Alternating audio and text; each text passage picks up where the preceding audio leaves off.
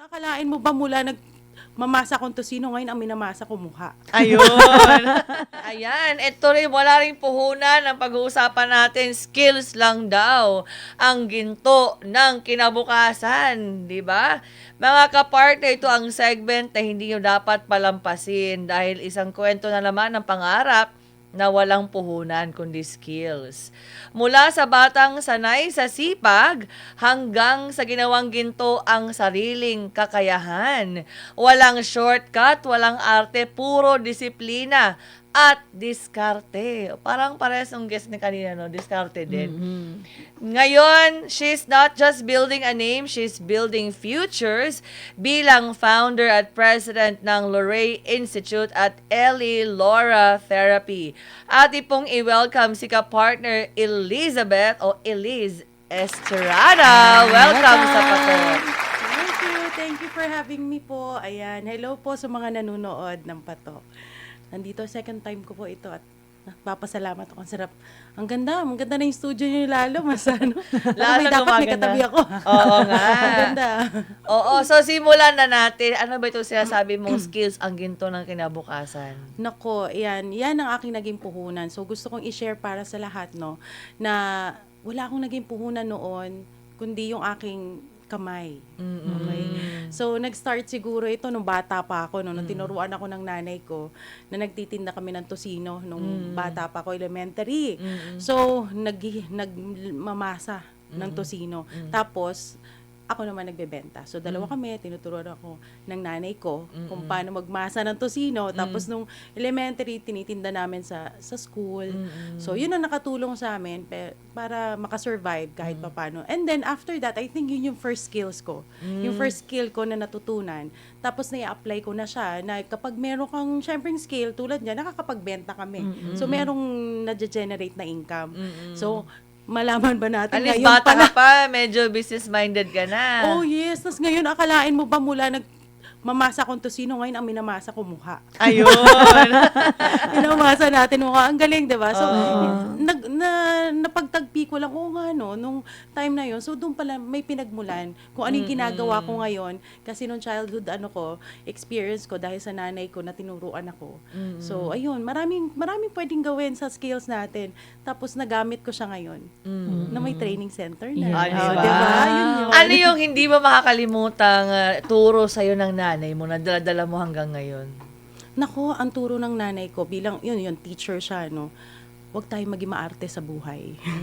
So kung ano pwede nating gawin na masaya tayo at wala tayong natatapakan tao, gawin natin. So yun lang naman at yun ang parating kumbaga yun ang aking golden rule, no. So hangga't wala tayong natatapakan tao at masaya tayong ginagawa yung trabaho natin, tulad yun, mula yung ganun. Actually, yung nung pagtitinda namin ng tosino noon, masaya ako kasi after parang ang sarap, may pagkain kami araw-araw, tapos na ititinda namin, no. So kapag mayroon kang wala ka sa buhay nung mga time na yon, 'di ba? Pag-iisipin mo, sabi ng nanay ko, matuto tayong magtiyaga, no. Kung pag may tiyaga tayo pero hindi natin sinusukuan yung mga pagsubok sa buhay natin, mararating natin at masaya pa rin, 'di ba? Kahit kumbaga tayong mga Pilipino, masaya na tayo, no. Oo, Tatlong resilient. beses kumain. Oo. Tatlong beses kumain sa isang araw, pero masaya pa rin, 'di ba? Basta't nakakakain lang tayo at masaya tayo. At yung kinakain natin galing sa mga legal na paraan. Yes, yun lang. At wala Oo. tayong inaapakan gaya nga sinabi mo. Yes, yun lang. Masaya lang tayo, 'di ba? Makakatulog tayo ng masaya. Paggising Yes. natin, masaya. Oo. Ayun. So, sinabi mo nga kanina ka-partner na mula sa pagmamasa ng tosino, ngayon, sa mukha na. So, paano ka ba napunta sa Oo. beauty May industry? nag-train ba sa'yo? Oh, yes. Nako, ako'y nagpapasalamat nagawi ako sa beauty industry at sa tulong na rin At niya. the age of what? Nako, I was, dalaga pa ako noon. 2000 na napasok ako kay Dr. Vicky Bello sa Bello Medical Group. Ay, ang galing. Yan, so, nung napasok ako sa kanya, natuto ako, doon nagsimula ang skill ko sa pagpe-facial. So, mula noon, napamahal sa akin. Kasi, ang sarap ng feeling na instant, na may ako natutulungan na papaganda ng skin mo. So, kapag lalo mong ginagalingan, lalo silang nagiging masaya, yung alam mo yung duration, instead na matagal yung kanilang treatment, na ibibigay, na po-provide mo siya na mas mabilis.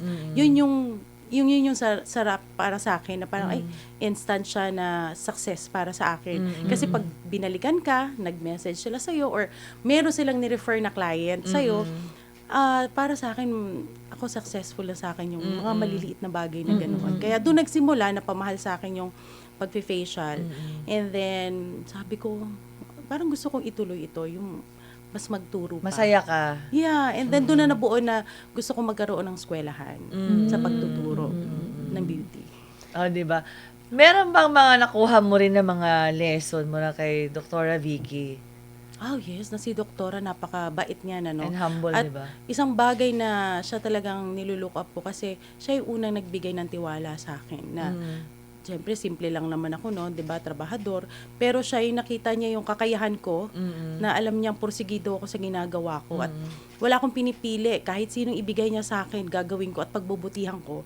Tapos nung nakita niya yun sa akin, na tapos, kumbaga, gumagawa pa ako ng mga ibang bagay na hindi ko na sakop, tulad niya, halimbawa, yung mga PR, mga strategy, ganyan. Ako, kahit nung time na yung nagpe-facial ako, may mga idea na pumapasok sa isip ko. Tapos doon niya ako nakitaan na, okay. Kaya kinuha niya ako from aesthesia, naging PR manager ako ng Bello Medical Group. Oh, di ba? So, naging consultant niya ako. So, parang sa batang edad ko nung time na yun, naging consultant niya ako. Kasi ako na yung gumagawa ng mga PR, campaign niya. Gaano kahaba ang pag-aaral mo?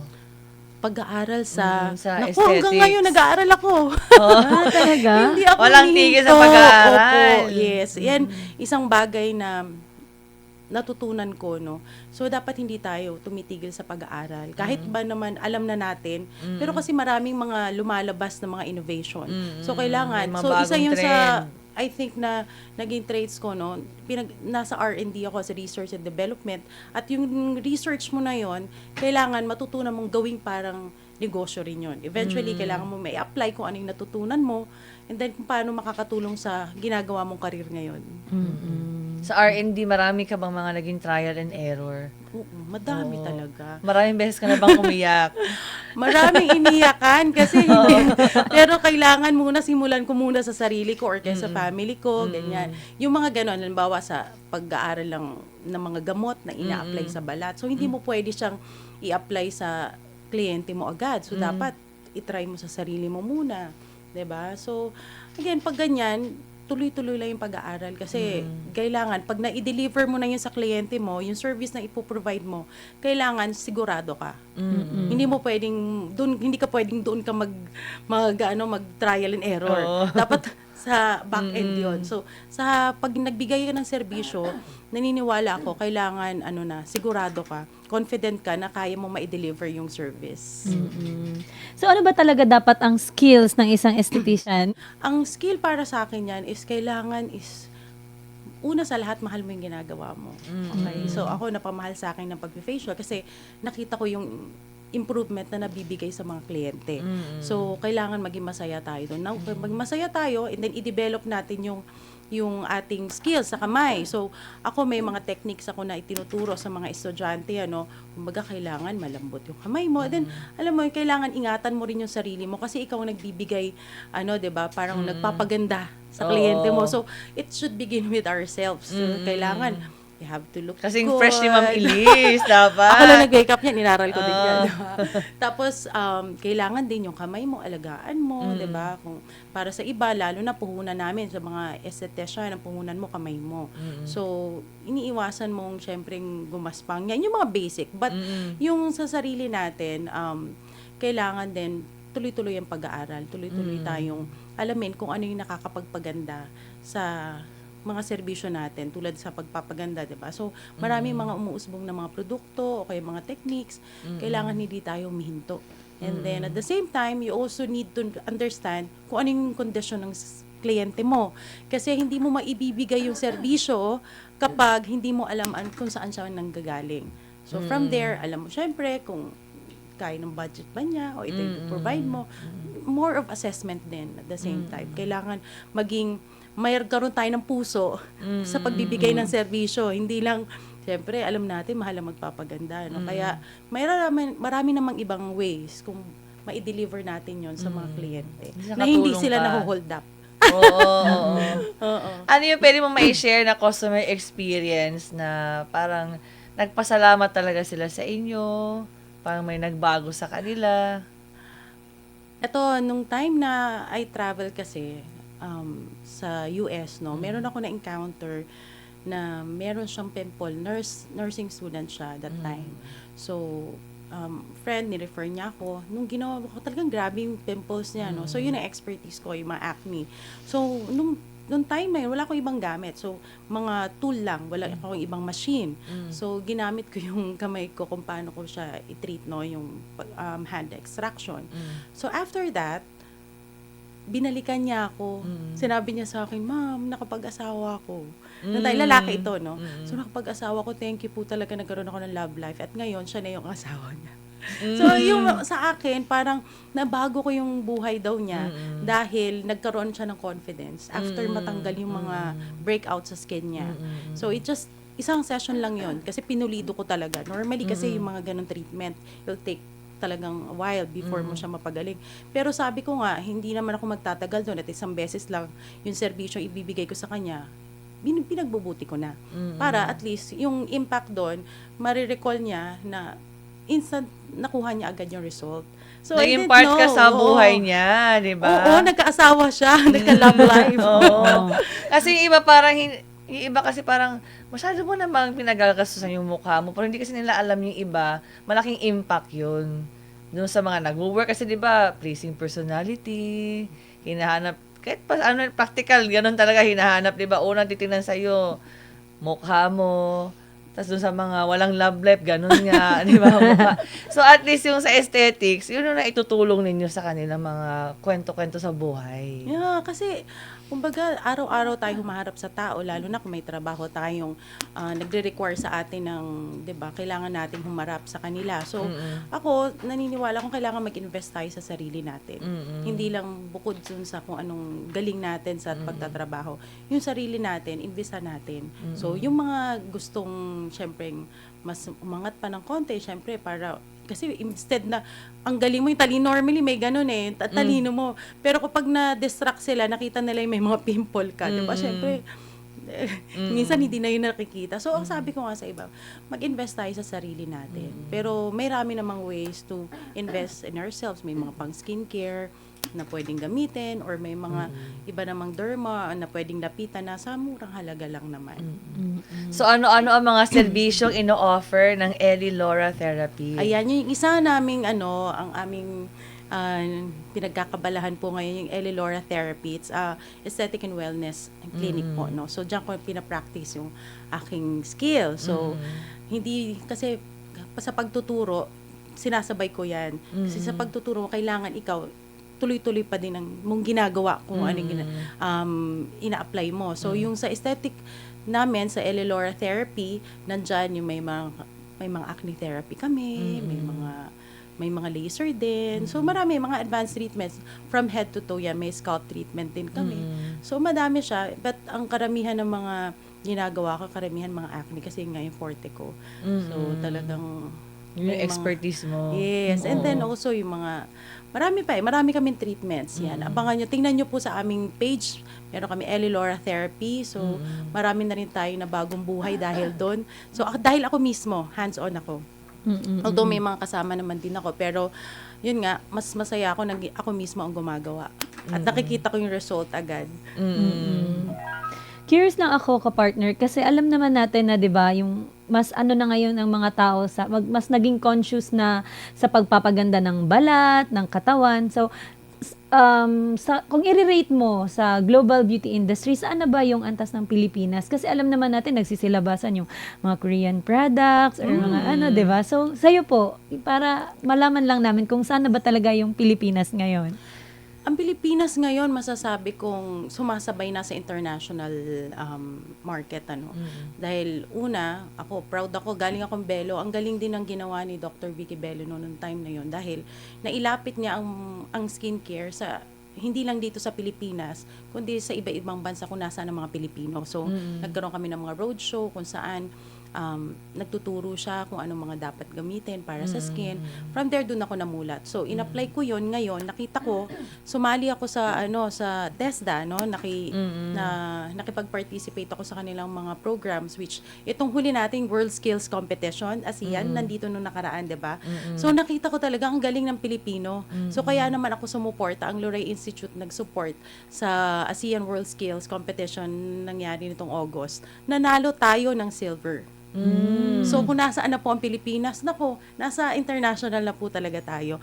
Pero kailangan lang talaga din is ituloy natin yung ang ating research, tuloy-tuloy na pag-aaral, kung ano yung mga dapat gamitin. Kasi ang kagandahan nga nito, buti nandyan ang TESDA, no? Dahil kumbaga nabibigyan nila ng certifications yung mga beauty mga practitioners kasi noon wala.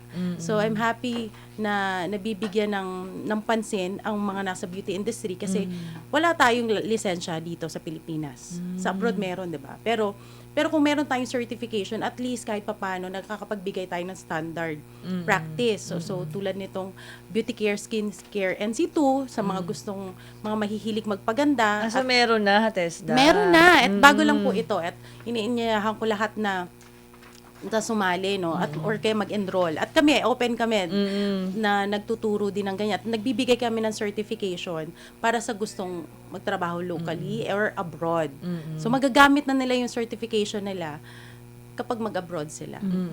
Speaking of that, sa Luray Institute, ano yung mga requirements kailangan para makapag-enroll? Sa mga gustong maging beautician. Sa mga Ano-ano mga courses bang open? ang ngayon po, nabigyan tayo ng certification, accreditation sa Beauty Care, Skin Care, NC2. So, ang Beauty Care NC2 na yan is tinagtuturo tayo ng facial, body scrub, at saka temporary hair removal. So, sa mga gustong mag-aral tungkol dyan, kailangan lang naman high school graduate ka, senior high nakatapos ka, tapos meron kang birth certificate, hindi naman masyadong maraming requirements ang kinakailangan. Kailangan lang, syempre, ito, hanapin mo talaga Gano'ng kung ito kahaba ginagawa yung mo. pag-aaral? Nasa 277 hours siya. So, most likely, mga nasa 35 days yan. So, madali lang, more than 1 month. Yeah, maganda. Kasi, para sa mga gusto ko, hinihikayat ko rin yung mga influencer na nagpo-promote ng mga beauty products, Sila ang tingin kong isa sa mga kailangan matuto niyan para alam nila kung ano yung mga ginagamit nila or pinopromote nila. Kasi pag marunong ka na ng mga basic na yan, at least kahit papaano madadagdagan yung trabaho nila na pagpo-promote ng product. Kapag naman in-apply nila yon at matuto sila ng facial, additional income yun sa kanila.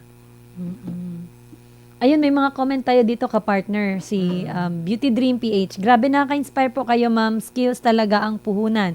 Solo parent strong. Salamat po sa pagtulong sa mga solo parent. Paano po mag-enroll? Ayan, solo parent. Yan, isa sa mga community outreach ko, no.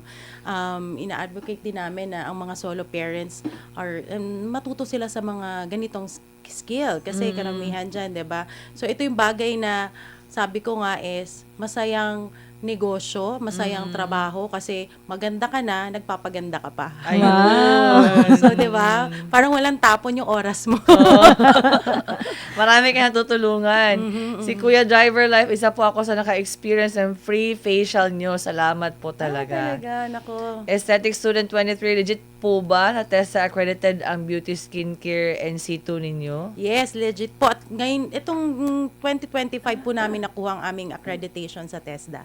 That's why sa mga gustong magkaroon ng TESDA certification sa Beauty Care, Skin Care, ayan, Luray Institute po isa sa nauna sa Quezon City na magbigay ng certification for Beauty Care. So yun na nga, saan kayo matagpuan sa Quezon City? Doon sa mga interesado, paano kayo kontakin? Ay, sa mga gustong mag-aral ng Beauty Care, Skin Care, NC2, dyan lang po kami sa Visayas Avenue sa Quezon City. So, malapit lang yung MRT. So, may mga touch point tayong pwedeng puntahan dyan. Ayan na, naka-flash po sa inyong screen, mga ka-partner. Doon sa gustong gamiting skills, gamiting puhunan ng kanilang skills. Yeah. Diba? Diba? Ito yung magandang puhunang maganda ka. Doon pa sa pagsisimula mo ng training center, ano yung mga challenges sa pinagdaanan mo? and even dun sa yung aesthetic clinic, and paano mo ito nalagpasan para may idea naman dun sa mga gusto mag-start ng negosyo. Naku, hindi po biro. Hindi biro ang magkaroon ng isang technical vocational training center. Kasi it requires talagang patience, tsaka discipline, at more talagang knowledge talaga. Kaya kailangan mong mag-aral pa din. So, kailangan ko ring mag-undergo ng pag-aaral ng training methodology para maging accredited trainer din ng TESDA. Kasi hindi ka pwedeng magturo pag hindi ka accredited ng TESDA. So, dumaan din po ako sa ganun. And then, naging accredited assessor din po tayo. So, yung mga ganun, plus yung mga documentations, very strict po talaga sila. Kailangan natin mag-comply. So, anong mga kailangang papel? Kasi ang kapal. So, hindi biro. Yun yung isabi kong kapal, hindi biro. So, kailangan tapos i-check nila kung ano yung facility mo. And then, kailangan, it requires also yung mga gamit, no? Hindi biro din kasi medyo kamahalan yung mga gamit High-tech. namin. Oo. So, yung mga naipon ko noon, talagang binuhos ko dito dahil sa kagustuhan ko nga magkaroon ng beauty facilities, no, sa pagtuturo. And gladly naman yung mga naipon ko noon, eto na siya. So happy ako na yung mga naipon natin, yun yung gagamitin natin sa pagtuturo. At hopefully magkaroon pa ng mga iba pang mga beauty care na training. Yun ang plano namin, no, madagdagan pa ibang mga training sa pagpapaganda, no. Meron yan, may mga nails din kami, may mga makeup, ganyan. And then, other than that, marami pa po. Mga advanced aesthetics. Sa ngayon, ilan na yung natulungan ni Luray Institute Incorporated? Noong, kasi bago lang kami naging accredited, no? So, ito kumbaga, volume of ang ini-expect namin for next year ng mga estudyante. Pero previous, meron akong mga tinuturuan ng mga nurses who comes to me at gusto matuto ng mga basic, mga facials o mga extraction. And then, meron akong mga ilang naturuan na pag nagta-travel ako, nagsiset up ako ng clinic nila at tinuturuan ko din sila. Yun yung mga nabigyan natin kumbaga na-extend natin yung knowledge ko dyan. So, ngayon pa lang, sasabak tayo sa mas malaking volume ng tuturuan ng mga estudyante, no?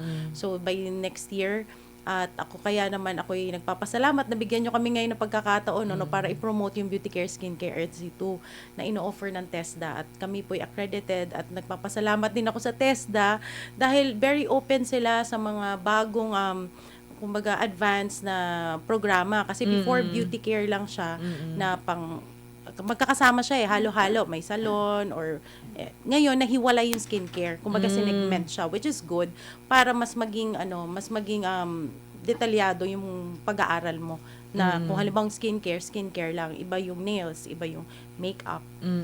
So, ang dami. Pag ngayon na panahon, parang kasalanan mo na pag hindi ka pa gumanda. Maraming ways. Last message mo na lang po doon sa mga gustong pumasok din sa beauty industry. Ano mga dapat nilang paghandaan? Ano ang dapat nilang gawin para sila ay umasenso?